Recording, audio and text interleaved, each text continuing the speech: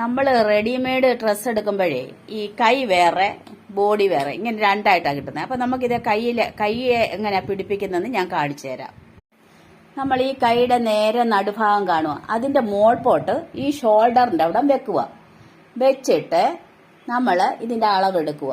വേണ്ട ഈ കൈക്കുഴി വരെ നമ്മൾ പോവുക, പിടിച്ച് രണ്ടും ഒരുപോലെ വെച്ച് പിടിച്ചു പോവുക. എന്നിട്ട് നമ്മൾ ഇവിടം തൊട്ട് തയ്ച്ചു വരണം. ഈ മോളിൽ കൂടെ വേണം തയ്ക്കാൻ. ഇങ്ങനെ ഇവിടം ഈ കൈക്കുഴി തൊട്ട് നമ്മളിങ്ങനെ തയ്ച്ചു വരണം. നമ്മൾ ഇതേണ്ട കൈ പിടിപ്പിച്ച്.